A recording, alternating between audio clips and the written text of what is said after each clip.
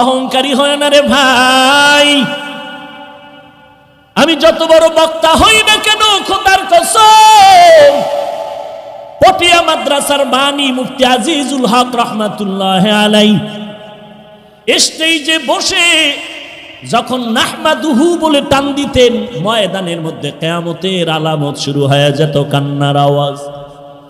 চরমনায়ের জমিনে ঘুমন্ত সৈয়দ ফজলুল করিম মাত্র ঘড়ি ধরা 40 মিনিটের বয়ান, সারা ময়দানের ভেতরে কান্নার আওয়াজ। আর আমি 3 ঘন্টা চিল্লাইলো, নিজেরও কান্না নাই, উম্মতেরও কান্নার খবর নাই। ওরে আল্লাহর বান্দা, যত বড় মুহাদ্দিস, যত বড় মাওলানা, মুফতি আর খতিব দাবি করি না কেন, ভালো করে অন্তরকে থামায়া দাও। হাজী এমদাদুল্লাহ মুহাজিরে মক্কি এবং মুহাদ্দিস শাহ ওলিউল্লাহ মুহাদ্দিস দেহলভীর মতো কোনোদিন হওয়া যাবে না, কিন্তু তাদের কি হালাত! মরণ পর্যন্ত কান্নার উপরে ছিলেন, কবরে একা কেমনে থাকবো? আল্লাহর ভয় অন্তরে ঢুকাও। এজন্যই আমি বলেছি, আবারও বলছি, কথাটা মনে রাখো। কিয়ামত পর্যন্ত যত বয়ান হবে, মানুষ এই বয়ানের মধ্যে আমল করবে না যতক্ষণ পর্যন্ত আল্লাহর প্রতি আযাবের ভয় না আসবে। আর আল্লাহর আযাবের ভয় অন্তরে ততদিন পর্যন্ত আসবে না যতদিন পর্যন্ত বান্দা আল্লাহ ওয়ালার সোহবতে না যাবে। রশিদ আহমদ গঙ্গুহি রহমাতুল্লাহ আলাইহি এত বড় আলেম, তার কি দরকার ছিল কোরআন হাদিস পড়িয়াই তো মাওলারে পেয়ে যাইতেন, কিন্তু আরেকজন আল্লাহওয়ালার পেছনে যাওয়ার কি প্রয়োজন?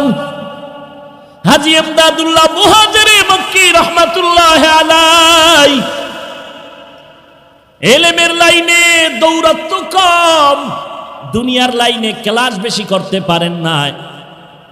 কিতাব পড়তেছেন আল কালিমাতু লফজুন উজিয়ালি মা'নান মুফরাদান মুফরাদুন মুফরাদিন।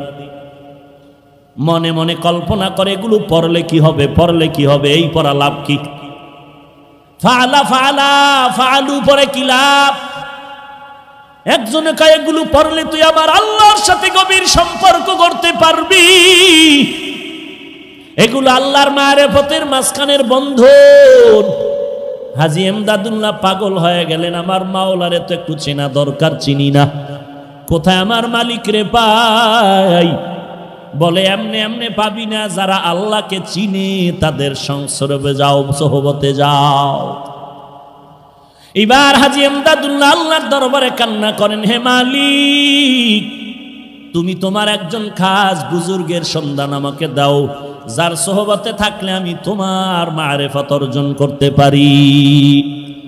হাজী এমদাদুল্লাহ আল্লাহর কাছে কান্না করেন, ও আল্লাহ, তুমি আমাকে হেদায়েতের জন্য একজন বুজুর্গের সন্ধান দিয়া দাও, তোমার একজন ওলির সন্ধান মিলায়া দাও। ঘুমের ঘরে ঠিকানা পেয়ে গেল, জানজানব জায়গার মধ্যে নূর মোহাম্মদ জানজানবীর সন্ধান পেল। ওখানে চলিয়া যা, ওখান থেকে মারিফতের একটু আগুন সিনায় লাগায় নাও। যদি সিনায় লাগাইতে পারো, মারিফতের আগুন যদি জ্বলিয়া যায়, জিন্দেগি তোমার কামিয়াবির দরওয়াজায় চলে যাবে। হাজী এমদাদুল্লাহ আল্লাহর পরিচয় নেওয়ার জন্য জানজানব দৌড়াইতেছেন, আল্লাহর মোলাকাতের জন্য।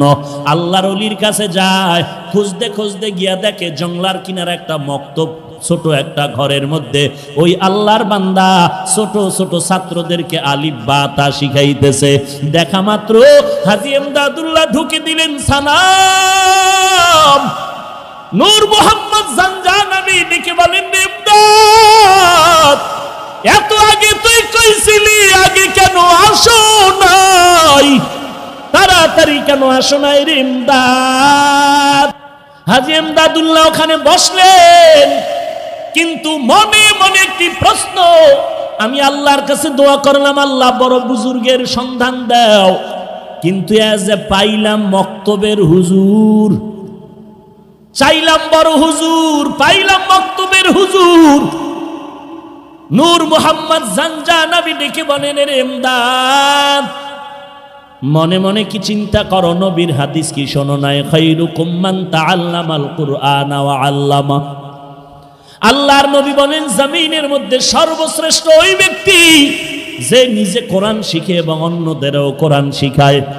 মক্তবের হুজুর মনে করিয়া ছোট বানাইও না, বরং নবীর হাদিস মতে ইনি হলো বড় শ্রেষ্ঠ।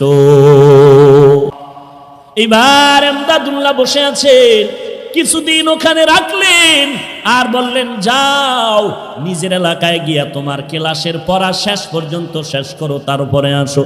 হাজী এমদাদুল্লাহ এবার আল্লাহর ওলির পরামর্শ নিয়ে আবার বাড়িতে চলে আসলেন।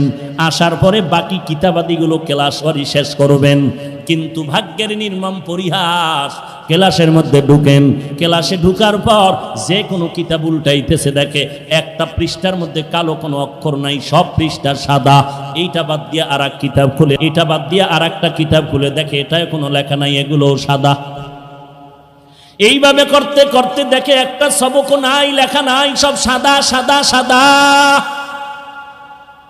আবার চলে গেলেন শায়েখের দরবারে, ডাক দিয়া বলেন নূর মোহাম্মদ এমদাদ আবার আসলি কেন, লেখাপড়া কি শেষ হয়ে গেল? বলে না না। বলে শেষ করো নাই কেন?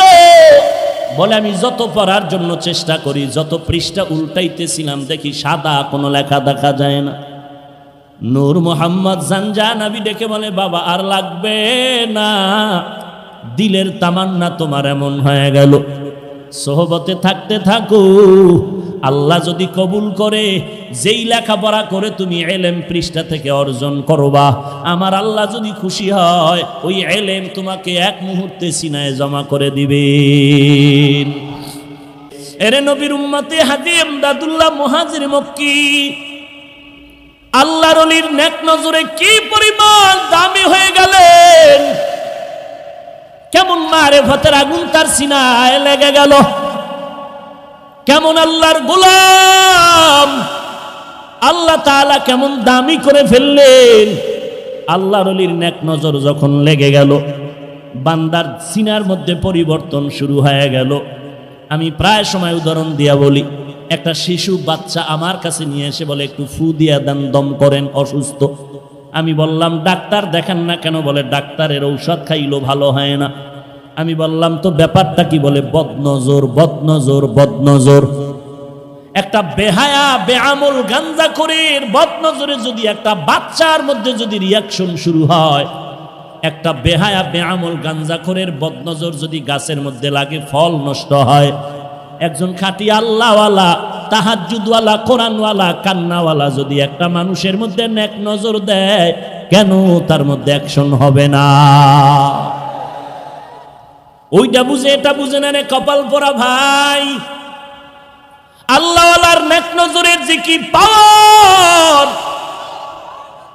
এইটা যে বুঝানো সম্ভব না। হাজী এমদাদুল্লাহ আল্লাহর ওলির নেক নজর পেলেন, বেশি লেখাপড়া করতে যায় নাই, আল্লাহ তারে এলেমের মারেফত দান করলেন। কেমন মারেফত! হাজী এমদাদুল্লাহ এমন আল্লাহর খাস বান্দা পরিণত হয়ে গেল। এখন বান্দা পা সোজা করে ঘুমায় না, পা সোজা করে শোয় না, পা বাঁকা করে বসে। রশিদ আহমদ গঙ্গুহি রহমতুল্লাহ আলাই প্রশ্ন করলেন, শায়েখ পা দুটো সোজা করে কেন ঘুমান না? বলে ওরে রশিদ, এমন প্রশ্ন তুমি আমাকে করে ফেলেছ, কারো কাছে বলবা না। আমি আমার মাওলার বড় আশিক, আমি পাওটা খোলার জন্য যেদিকেই পা বাড়াই, ডানে বলো বামে বলো সামনে পেছনে, আমি এমদাদুল্লাহ সেদিকে আমার মাওলার নূরের তাজাল্লি দেখতে পাই। আমি আল্লাহ তাআলার নূরের তাজাল্লি দেখতে পাই। এই বয়ানটা করা সহজ, বুঝানো সম্ভব না, বুঝাও বড় সম্ভব না।